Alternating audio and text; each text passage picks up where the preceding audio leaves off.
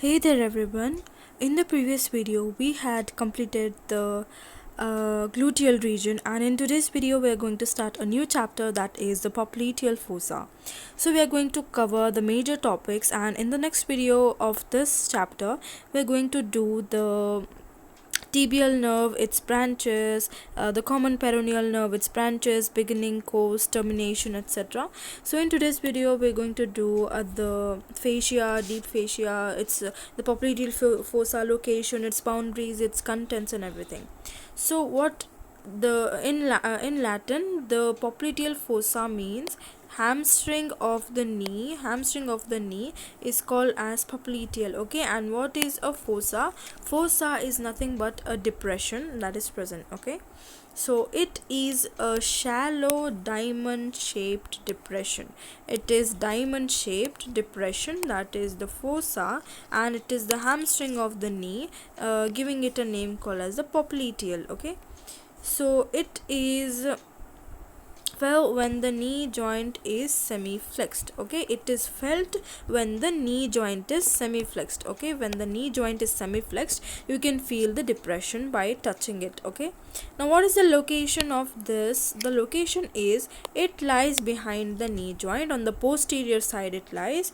It is to the lower part of the femur. So if you see the femur, these are the condyles of the femur, and whatever you see here, this place, so this is known as the popliteal surface. Okay, so this is known as the popliteal surface.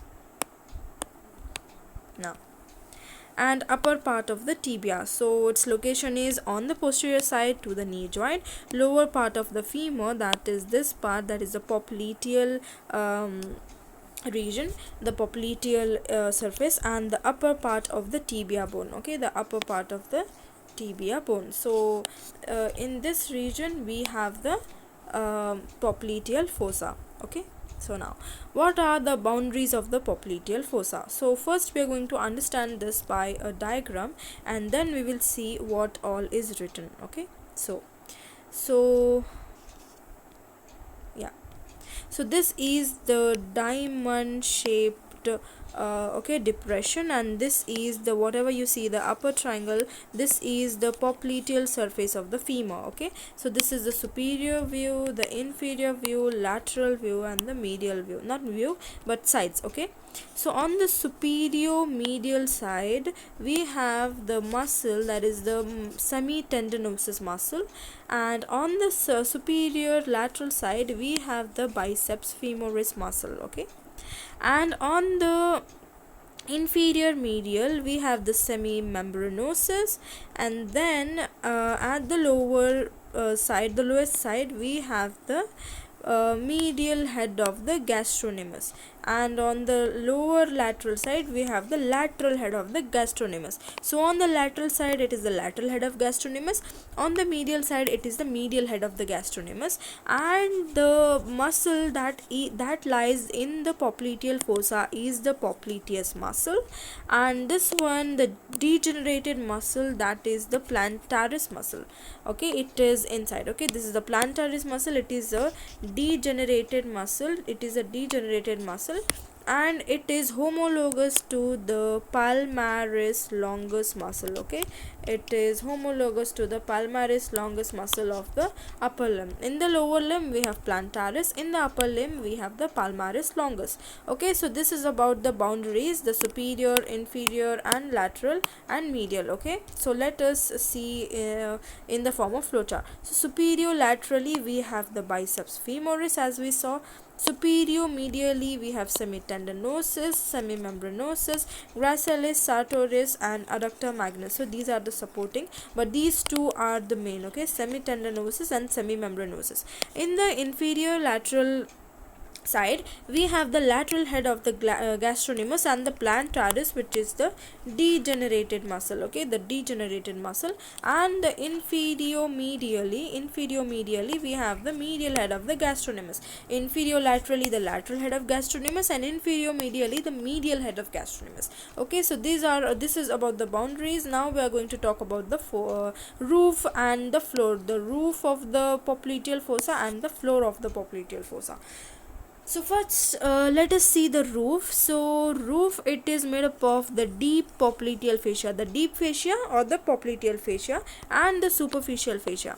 The superficial fascia, it contains of the small venous nerve, posterior cutaneous nerve of thigh and its branches, and the peroneal and the sural communicating nerve. So small venous nerve, posterior cutaneous nerve of thigh, remember it is on the posterior side, the popliteal fossa, so it is easy to remember that the posterior cutaneous thigh and its branches, and the peroneal sural communicating nerve. Sural means leg, so sural and peroneal communicating nerve. The peroneal is also called as the lateral compartment of the leg, and the small venous nerve. So this forms the superficial fascia, the roof. And for the floor, we have the popliteal surface of femur. The floor is formed by the popliteal surface of femur, as we already saw. This is the popliteal surface.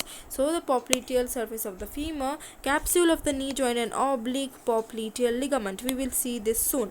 And the popliteal muscle covered by its fascia. Okay, so this is the popliteal muscle and its fascia. So this is forming the floor. So and the popliteal surface also, it is forming the floor, and the deep fascia along with the vein, along with the nerve, along with the branches of the nerve, and the deep popliteal fascia and the superficial popliteal fascia form the roof also we saw. Now we are going to see the oblique, okay, the oblique popliteal ligament. So whatever you see here, the green color, this green color completely, this is the oblique popliteal ligament. Why oblique? So see the it is oblique. Okay, it is oblique, it's not horizontal or vertical, it's oblique.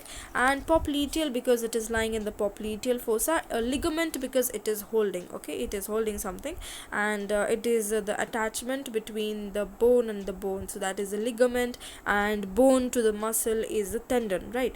So see here, the oblique popliteal ligament, it is holding vessels. Okay, which vessels? Medial genicular vessels. So this is the red one is the medial genicular artery, the blue one is the medial genicular vein, and this one is the medial genicular nerve. Whatever you see here, that is the medial genicular nerve. So this is about the, okay, this is about the oblique popliteal ligament. So we are done with the boundaries, we have seen the diagram, and also we have seen the oblique popliteal ligament. So now we are going to see the contents of this. Okay, so now we are going to see the contents. So for the contents, we have the popliteal artery and its branches, the popliteal vein and tributaries, tibial nerve and its branches, common peroneal nerve and its branches, and posterior cutaneous nerve of thigh. As we have already seen, it is present in the superficial fascia, superficial popliteal fascia. Then the genicular branch of the obturator nerve, popliteal lymph node, and fat. Okay, that is supporting and surrounding the contents. See the popliteal veins, the popliteal vessels, it is easy to remember as it is a popliteal fossa. The tibial nerve and its branches, because the tibial nerve is passing through this region. The common peroneal nerve, because it is a part of the sciatic nerve, right? And tibial nerve is also a part of sciatic nerve. And also the posterior cutaneous nerve of thigh, because we are studying on the posterior side, so it is the posterior cutaneous nerve of thigh. Then we have the genicular branch of the obturator nerve. What do you mean by genicular? Genicular means forming a joint or forming, okay, it is forming a joint or helping in formation of the joint. So obturator nerve का जो branch है, that is the genicular branch, it is also a content of the popliteal fossa. Okay, because knee joint is present at that place, right? The capsule of the knee joint, so that is the reason it is a genicular branch. Then the popliteal lymph node, of course, and the fat. Why fat? Because it helps in surrounding and supporting all of the contents that are present in the popliteal fossa. So let us see the content. So this is the popliteal fossa. Whatever you see here, this is the triangular, the diamond shaped. So see, we have two nerves, that is the tibial nerve and the common peroneal nerve, and the location in the upper part, in the middle part, and the lower part is very, very important to remember. Okay, so whatever you see in the blue is the popliteal vein, and whatever you see in the red is the popliteal artery. So see, in the upper side, from the Lateral to the medial, we have the artery, the vein, and the nerve. Okay, remember AVN. Okay, AVN. See, we have the artery, the vein, and then the nerves. In the middle side, we have the nerve, the vein, and the artery, NVA. Remember AVN, then remember NVA, then remember NVA again. So just write this in the vertical format and write this in the horizontal format. In the middle we write it in the vertical format, in the lower we write it in the horizontal format. How do you remember that the upper part is AVN? So see, the first alphabet always is A, right? We start from A, B, C, D, so it is the A. In the medial, okay, it is N, and again N, but this is vertical and this is horizontal. Okay, remember, when you draw the diagram, it becomes very easy. So this is the relation. Now we are going to talk about the popliteal artery. Sorry, we're going to talk about the popliteal artery, its branches, its beginning, course, termination, and everything in the next video, and also about the popliteal artery and popliteal vein in the same video. Then we are going to cover the tibial nerve and the common peroneal nerve. So I'll show you a quick a quick revision, okay, of this, a quick review. So this is the popliteal artery, beginning, course, termination, its relation with all the diagrams. Then we'll see the branches, then we'll see the popliteal vein, again beginning, course, termination, and its branches.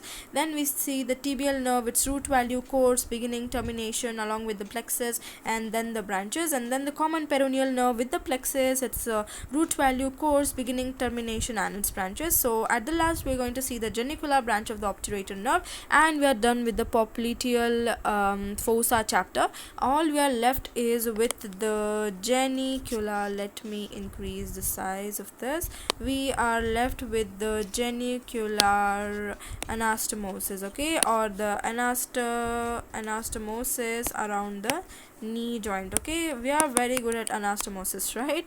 So we will do it in a very simple and a very quick way. So this is about the popliteal fossa. Stay tuned and don't forget to check the playlist out. I have already started physiology as well, and I'll be posting the videos soon. Thank you.